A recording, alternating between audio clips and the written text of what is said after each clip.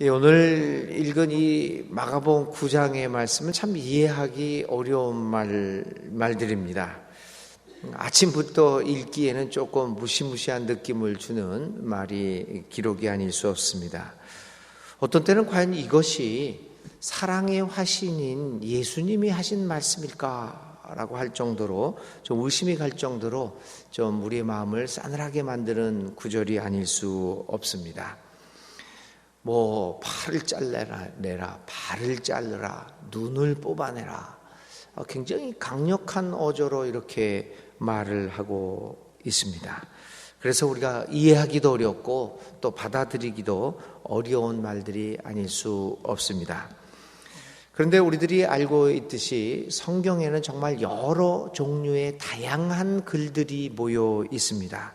여러 서로 모양을 달리하는 글들이 있죠. 시도 있고 산문도 있고 신화도 있고 전설도 있고 속담도 격언도 또 역사적 사실도 있고 비유도 있다고 하는 것 여러분들이 잘 알고 계십니다. 그만큼 다양한 장르의 글들이 성경에 포함되어 있습니다. 그러므로 성경을 읽을 때는 오직 한 가지 방법으로만 성경을 읽게 되면 여러 가지 복잡한 일들이 발생하게 되는 것이죠. 그래서 성경은 그 글의 장르에 따라서 여러 가지 다양한 해석 방법이 동원되어야 합니다. 글자 그대로 읽어야 할 부분이 있고 또 그렇지 말아야 할 부분도 있습니다. 그런데 우리들은 대부분 성경에 쓰여 있다라고 하는 말로 모든 것을 대신하려고 하는 경향이 있습니다. 그런데 사실 이 성경에 쓰여 있다라고 하는 말이 참 생각해 보면 무서운 말이기도 합니다. 이런 말은 굉장히 위험스러운 생각을 내포하고 있기도 합니다. 오늘의 본문과 같은 경우가 이렇습니다. 성경에 쓰여 있으니 그대로 해야 되지 않겠느냐라고 하는 말. 오늘의 본문은 참 위험한 말이죠. 아마 오늘 본문을 우리에게 성경에 쓰여 있으니까 그대로 해야 되지 않느냐라고 적용한다면 아마도 오늘 새벽기도에 나온 저와 여러분들 중에 성한 사람은 별로 없을지도 모릅니다. 설교를 하고 있는 저도 상당한 장애를 겪고 있어야 하지 않겠습니까? 그러므로 성경을 해석하는 데 있어서는 이처럼 성경의 다양함처럼 다양한 해석의 도구가 동원되어야 합니다. 오늘의 말씀은 말할 것도 없이 비유입니다. 예수님은 당시 유대의 지혜 문학에서 널리 알려져 있던 이야기를 그대로 갖다 쓰시고 있는 것입니다. 한마디로 말하면 오늘의 이 예수님이 가져다 쓰시는 비유는 예수님의 독창적인 비유가 아닙니다. 이미 유대교에 있었던, 유대교뿐만 아니라 당시 고대 근도 그 이스라엘 나라에 있었던 널리 알려졌던 이야기, 지혜 문학 중에 하나였죠. 이 비유는 한마디로 얘기를 하면은 죄의 심각성을 강조하고 있는 가르침입니다. 죄가 얼마나 깊숙이 인간의 삶을 파괴하고 있으며 무서운 결과를 가져오게 하는가를 가르쳐주는 본문이라고 볼 수 있습니다. 그렇습니다, 여러분. 죄는 무서운 것입니다. 자그마한 것이라고 하더라도 그것을 방치해 두면 그것은 우리가 모르는 사이에 우리의 삶의 전반을 지배하게 되고 우리는 무의식 중에 죄의 권세 앞에 우리의 삶이 놓이게 된다는 것입니다. 그것을 저는 우리나라 말로 죄에 중독되어 있는 현상이다라고 그렇게 표현하고자 합니다.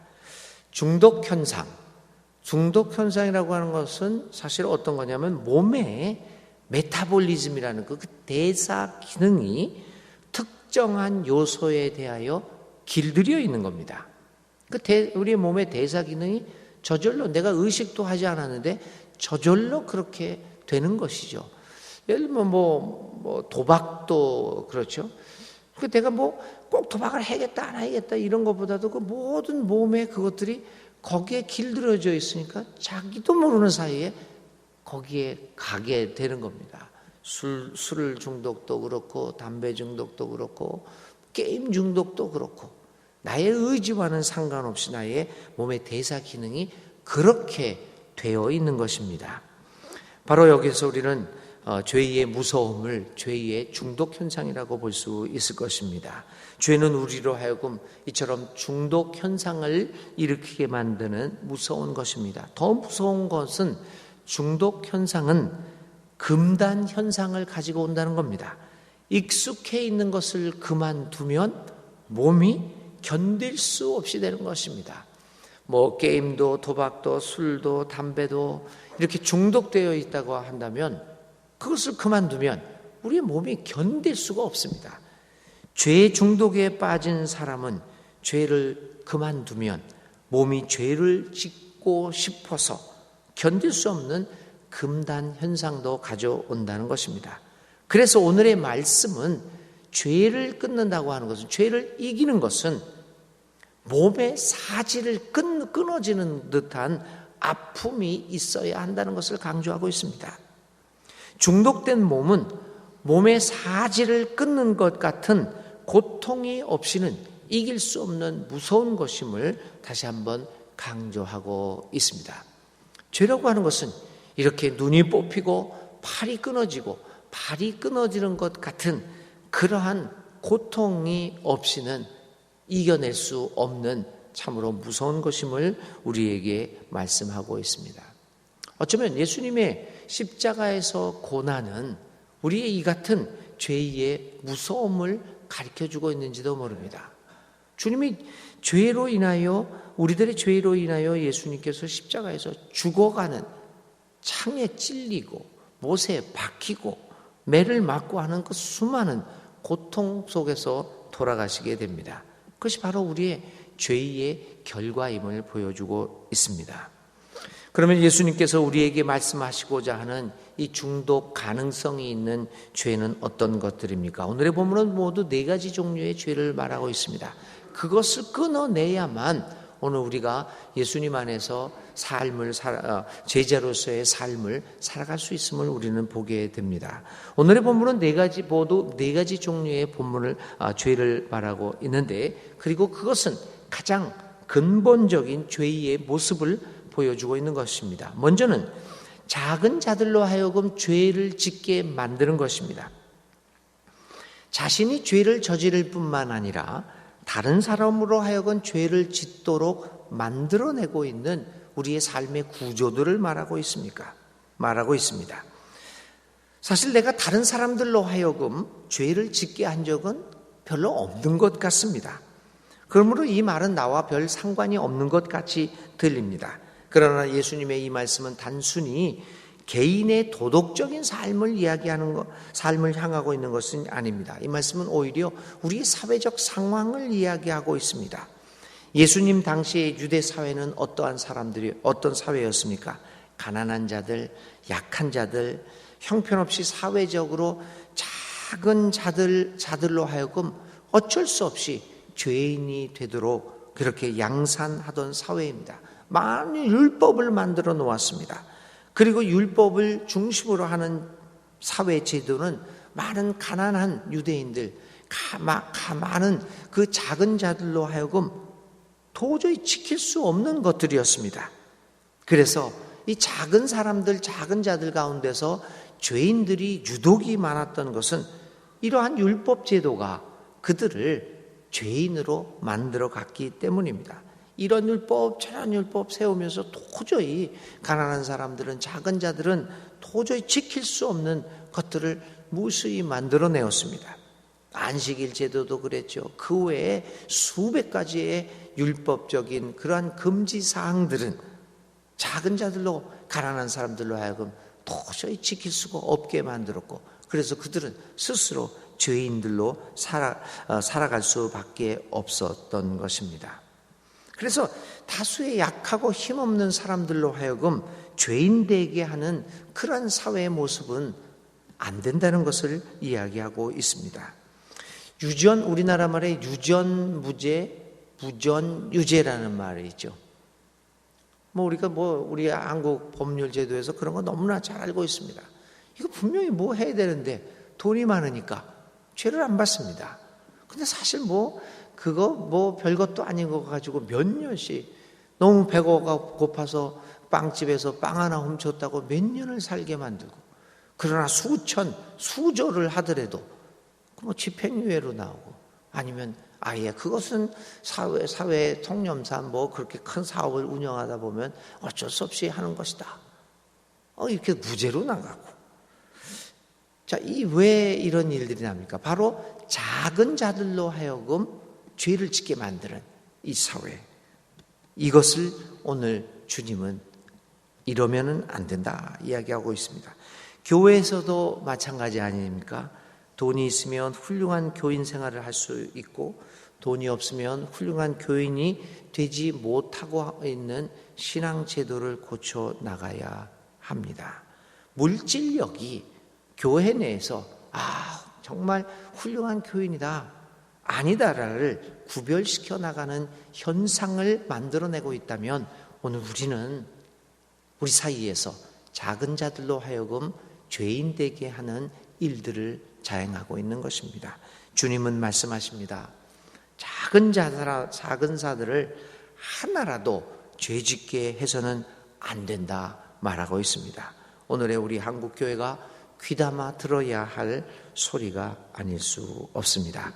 이 작은 사람들 가운데서 하나라도 죄짓게 하는 사람은 차라리 그 목에 연자 맷돌을 달고 바다에 빠지는 편이 낫다라고 강력하게 말씀하십니다. 두 번째는 죄와 손의 관련성입니다. 이 죄와 손이 범죄하거든. 이 손이 범죄하는 것은 무슨 얘기를 할까요? 그것은 하나님 나라의 실천과 관련된 내용입니다. 죄는 도덕적으로만 규정되어서는 안 됩니다. 성서에서 말하는 죄라고 하는 것은 도덕적인 것을 넘어서는 보다 근본적인 내용을 가지고 있습니다. 그것은 하나님 나라와 관련된 실천적 행위에 관한 것입니다. 죄란 무엇입니까? 그것은 하나님 나라를 이 땅 위에서 실천해 나가지 못하는 것입니다. 우리가 전설적으로 내려오는 저희 목사들에 대해 목사의 생명과 목회 생명과 관련되어 있는 이 금기 사항이 3가지가 있다라고 전설적으로 내려옵니다. 첫째가 돈입니다. 돈을 밝히지 말아야 한다고 합니다. 둘째는 여자 관계입니다. 요즘처럼 미투 이런 거에 말려들지 말라고 합니다. 셋째는 명예입니다. 이게 무슨 소리냐면 자기 이름 내려고 여기저기 기웃거리면서 명함에 무슨 명함에 이렇게 길게 그런 거 하지 말라는 겁니다. 이게 3가지만 지키면 쫓겨나지 않고 은퇴할 때까지 잘 있게 되니까 우리 목사들 사이에서 이렇게 전설적으로 내려옵니다. 요 3가지만 조심하면 별일 없이 잘 끝낼 수 있다. 우스운 얘기 같기도 하지만은 한편으로는 또 현실적인 이야기도입니다. 근데 여기 문제가 사실 있습니다. 그렇다면 이 3가지만 지키면 한 종교인이, 또 특별히 목사가 괜찮은 사람이냐라고 하는 것이죠. 물론 훌륭하게 목회를 하기 위해서 이 3가지 이야기를 잘 지켜야 하는 건 당연한 겁니다. 그런데 지금 말한 3가지 금기 사항에는 좀 더 근본적이고 더 중요한 것이 하나 빠져 있습니다. 바로 하나님 나라를 향한 실천적 행위입니다. 한 종교인을 판단하는 데 있어서 이 3가지 도덕적인 기준도 매우 중요합니다. 이 3가지 도덕적인 기준을 지키지 못하는 사람이 어떻게 지도자라고, 종교 지도자라고 나설 수가 있겠습니까? 어쩌면 이 3가지 도덕적인 기준은 기본적인 것 아니겠습니까? 그것은 이미 전제되어 있어야 하는 것 아닙니까?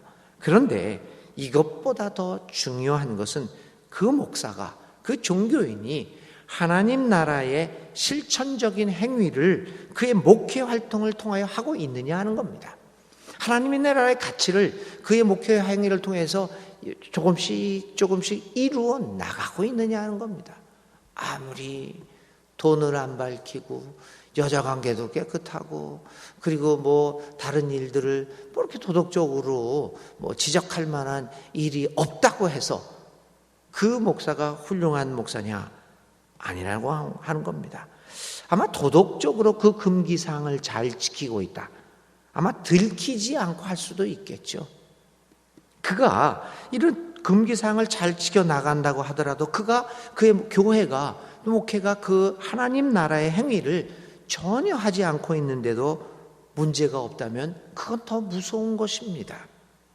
한 교회를, 한 목회자를, 한 교인들을 평가하는 기준은 도덕적 기준을 넘어서서 그 교회가 정말 하나님 나라의 가치관을 이 세상을 향하여 실천해 나가고 있느냐라고 하는 것이죠. 그것이 더 가치 판단에 중요한 그 근거가 되어 있어야 합니다. 주님의 말씀을 잘 새겨봅시다. 훌륭한 교인이란 누구입니까? 아무리 겉으로 훌륭하게 보일지라도 그 손으로 하나님 나라의 확산을 위한 실천적인 행위를 하지 못하고 있다면 그는 죄인입니다. 사람이 도덕적인 죄라는 것은 범할 수도 있습니다. 그리고 그것을 회개하고 다시는 그런 도덕적인 죄를 짓지 않을 수도 있습니다. 그러나 그러한 것보다 더 무서운 것은 하나님 나라를 위한 실천적인 행위를 하지 않고 그저 손을 묶어두고 있는 삶의 모습입니다. 손을 가만히 놀려두고 입으로만 율법을 외쳐대는 사람이 더 무서운 죄인이 아닐까요? 1,000만 명의 교인을 자랑하는 우리 한국 교회가 사회적으로는 아무런 영향을 미치지 못하고 있는 것은 왜 그런 것일까요? 그것은 바로 목사와 교우들에게 요구하는 금기사항이 위에 3가지 도덕적인 일에만 집중되어 있기 때문입니다. 율법에만 집중되어 있기 때문입니다. 위의 것보다는 과연 한 목회자가, 그리고 교회가, 교인들이 하나님 나라의 실현을 위하여 부지런히 손을 활용하고 있는가에 있어야 할 것입니다. 그 일을 위하여 우리 예수님은 십자가에서 고난을 받으시고 죽으셨던 것입니다. 우리로 하여금 우리의 손을 가지고 하나님 나라를 실천해 나가라 말씀하고 있습니다. 저는 수차례 이야기하고 있지만 우리 순천중앙교회를 목회하면서 수만 명의 교인으로 성장했다라고 하는 그 기업가적인 목회자로 기억되고 싶지 않습니다.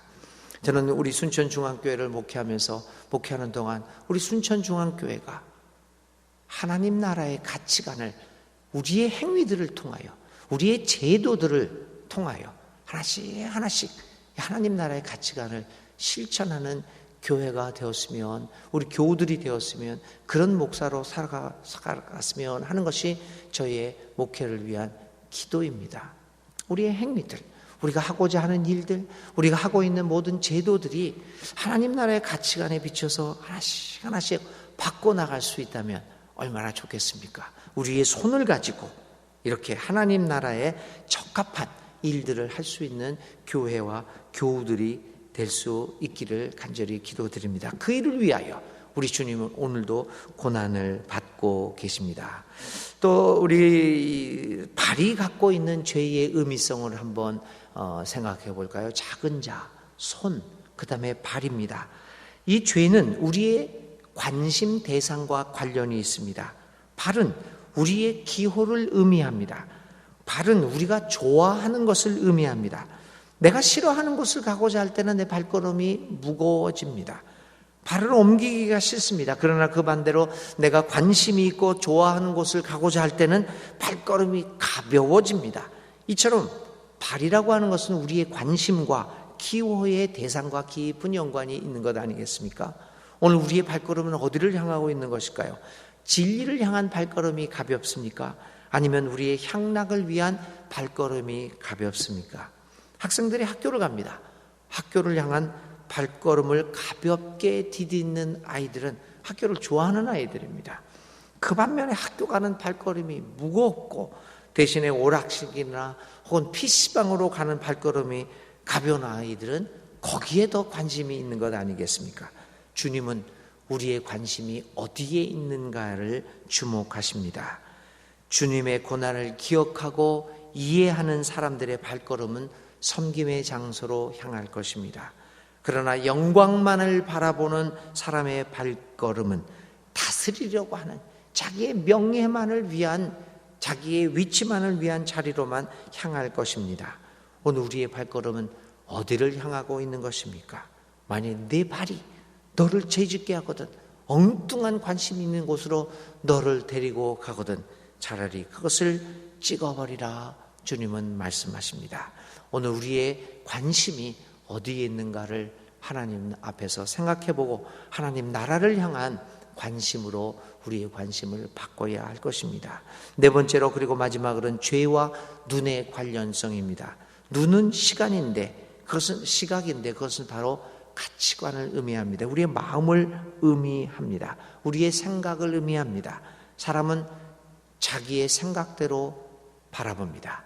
자기가 가진 가치관이 자신의 행위를 결정짓습니다. 어떤 생각을 갖고 있느냐가 한 사람의 모든 것을 결정합니다. 내가 가장 소중하게 여기고 있는 것이 무엇이냐, 그것이 나의 삶을 결정짓는다고 하는 것입니다. 어떤 가치관을, 내가 무엇을 가장 소중하게 여기고 있느냐가 그 사람의 인생의 모습을 결정지어 줍니다. 예수님 당시에 바리새인을 비롯한 종교 지도자들은 성결법이라고 하는 율법을 그들의 최고의 가치관으로 들었습니다. 그러나 예수님은 하나님의 거룩하신 자비를 그의 삶의 가치관으로 삼았습니다. 율법을 가치관으로 삼고 사물을 바라보는 유대인들에게는 모든 사람들이 죄인으로 보였습니다. 그래서 예수님이 죄인들과 함께 밥을 먹는 행동을 하는 그 예수님이 못마땅하게 보일 수밖에 없었을 것입니다. 그런데 예수님에게는 죄인들과 함께, 당시에 죄인들로 취급받았던 그 작은 자들과 함께 하는 것은 예수님에게는 아무런 문제가 없었습니다. 왜냐하면 예수님은 자비라고 하는 눈을 가지고 그들을 바라보았기 때문입니다. 현장에서 가늠한 여인이 잡혀왔습니다. 성난 군중들이 예수님께 재판을 해달라고 합니다. 성난 군중들은 가늠한 여인을 오직 율법이라고 하는 눈으로만 바라봅니다. 그러나 예수님은 그 여인의 죄를 바라보지 않았습니다. 자비의 눈을 가지셨기에 그분은 그 여인의 가련한 처지를 바라볼 수 있었습니다. 자비의 눈을 가지고 있었기 때문이죠. 어떤 눈을 가지고 있는가, 어떤 가치관을 가지고 있는 것은 이토록 중요합니다.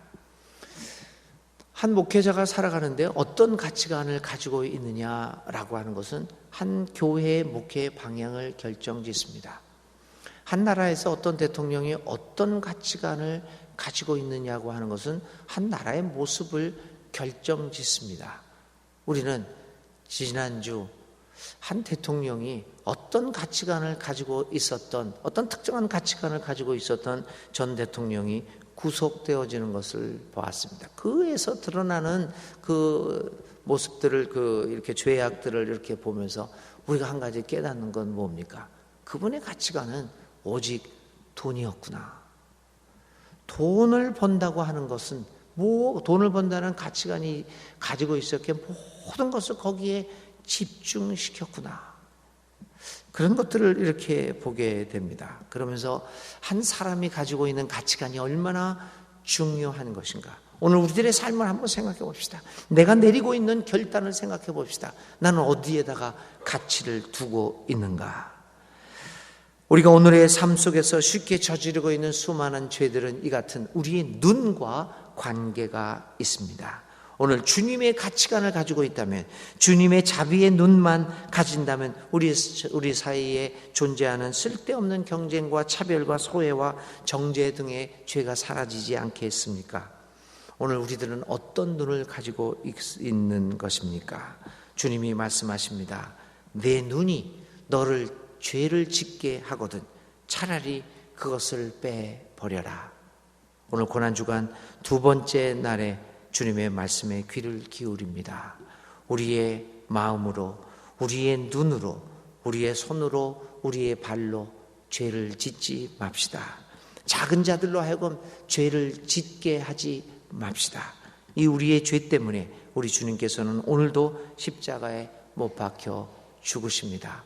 죄로부터 멀리하고 하나님 나라에 가까이 다가가는 우리 교우들, 이 그렇게 결단하며 살아가는 이 고난 주간이 될 수 있기를 주님의 이름으로 기원드립니다.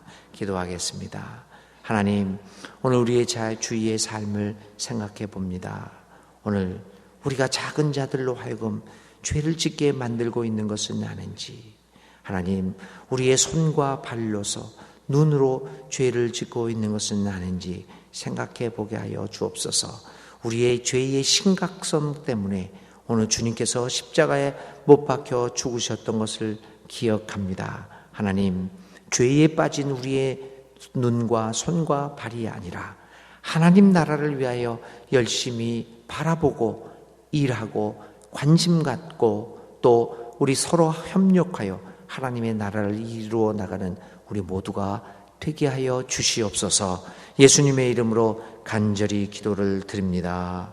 아멘. 주님 가르쳐 주신 기도 드립니다. 하늘에 계신 우리 아버지, 아버지의 이름을 거룩하게 하시며 아버지의 나라가 오게 하시며 아버지의 뜻이 하늘에서와 같이 이 땅에서도 이루어지게 하소서. 오늘 우리에게 일용할 양식을 주시고 우리가 우리에게 잘못한 사람을 용서하여 준 것 같이 우리 죄를 용서하여 주시고 우리를 시험에 빠지지 않게 하시고 악에서 구하소서. 나라와 권능과 영광이 영원히 아버지의 것입니다. 아멘. 아멘. 아멘.